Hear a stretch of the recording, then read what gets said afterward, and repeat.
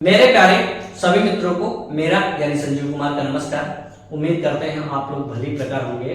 इसके पहले जो वीडियो मैंने बनाया था उसमें मैंने बात करी थी कि जो डिस्काउंट था उसके बारे में मैंने टोटली बात कर ली थी, उससे रिलेटेड कुछ क्वेश्चन नहीं करे थे। अब हम जो क्वेश्चन करेंगे लाभ हानि और प्रतिशत के कंबाइंड क्वेश्चन करेंगे। क्यों? क्योंकि दोनों एक ही चैप्टर हैं, दोनों प्रतिशत और बट्टा, बट प्रतिशत के बिना बट्टा अधूरा है। फिलहाल प्रतिशत के बिना तो कई चैप्टर अधूरे हैं, प्रतिशत और लाभ हानि क्या है एक साथ कॉमन है।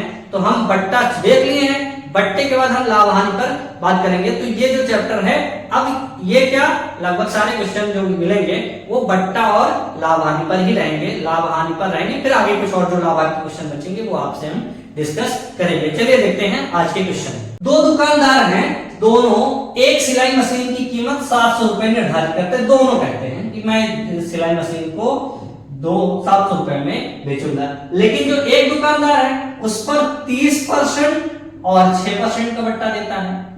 ये पहला दुकानदार करता है। और दूसरा दुकानदार क्या करता है, उस पर 20% और 16% का बट्टा देता है। क्या करता है? 20% और 16% का बट्टा देता है।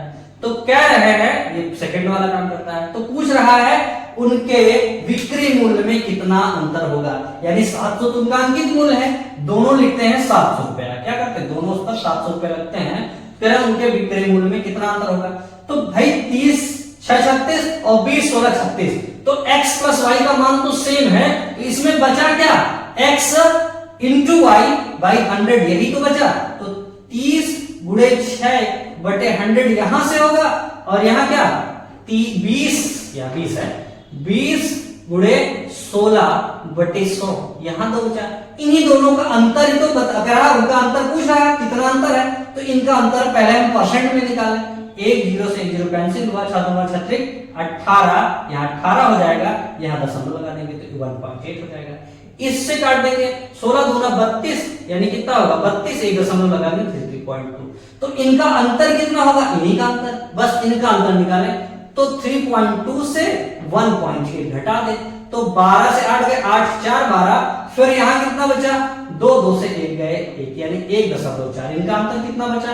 1.4 अंतर हुआ। अब हमें क्या निकालना है? हमें पता क्या है? 700 उसका अंकित मूल्य है।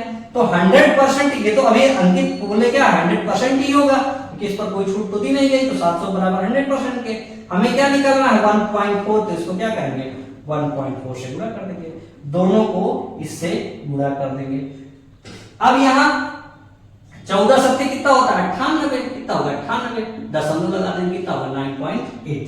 हम यहाँ इसको आसान करने के लिए क्या सीधे सीधे इनका आंसर निकालें, इसकी कोई जरूरत ज्यादा लिखने की है नहीं, सीधा हमारा आंसर कितना आ जाएगा? अगला क्वेश्चन है, कह रहा है एक वस्तु के अंकित मूल्य पर 30% की एक छूट, मतलब चाहे उस पर क्या किया, एक छूट दी 30% की, दूसरी छूट क्या की 20% और 10% की क्रमिक छूट दे दी। क्या की 20% और 10% की क्रमिक छूट दे दी। कह रहा है दोनों के बीच का अंतर जो है क्या है? इनके दोनों के बीच का अंतर 144 है। क्या है? 144 है। तो अंकित मूल्य, अभी कोई छूट नहीं दी गई, तो अंकित मूल्य क्या होगा? 100% ही होगा। अंकित मूल्य पूछ रहा है, तो इनका अंतर क्या होगा? भाई ध्यान से समझना, ये 30%, ये x प्लस वाई 30% है ही है। तो अंतर क्या होगा? बस इन्हीं का गुणा ही तो बचा, वही एक अंतर पैदा करेगा, तो उसी को निकाल लो। कितना होगा? 2, यानी इनका अंतर कितना हो जाएगा? 2%। तो ये 144 का है के बराबर है, 2% के बराबर। हमें क्या निकालना? 100% गुणे 100। तो 2 से 14 और 2 दूनी 4, यानी कितना हो गया? 7200। इसका 7200 क्या हो गया? इसका अंकित मूल्य हो गया। क्या हो गया? अंकित मूल्य हो गया। व्यापारी ने अपने व्यवसायिक बट्टे की दर 25% से 15% कर दी, तो इसके विक्रय मूल्य में कितने परसेंट की वृद्धि हुई? कितनी वृद्धि हुई? कितने प्रतिशत की वृद्धि हुई? भाई उसने क्या किया?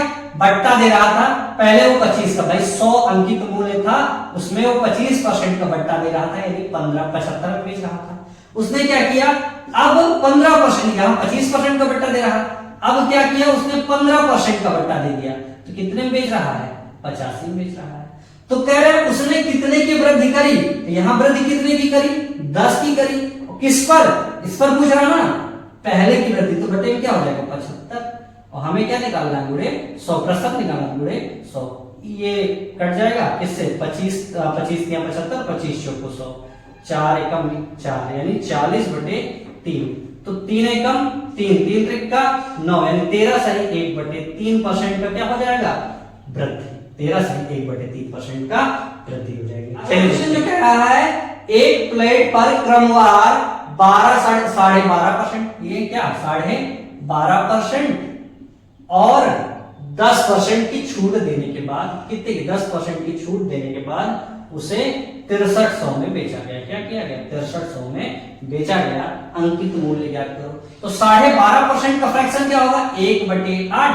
10 का होगा क्या, 1/10, 1/10 होगा।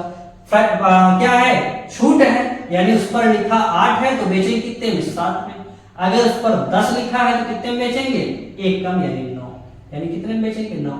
तो उसका क्रय मूल्य क्या होगा भाई, 10 थे 80 और 9 63। ये हो गया क्या, इसका विक्रय मूल्य।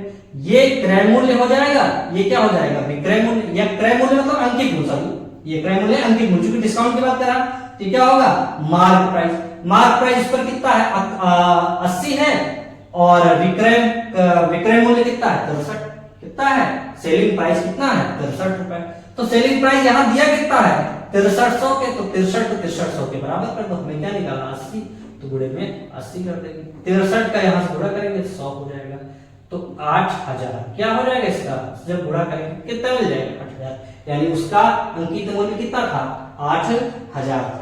चलिए देखते हैं अगला क्वेश्चन। अगला क्वेश्चन कह रहा है एक फुटकर विक्रेता थोक विक्रेता से 40 पेन 36 पेन की कीमत पर खरीदता है, यदि वह उन्हें 1% के बट्टे पर बेचे तो उसका प्रतिशत लाभ ज्ञात करिए।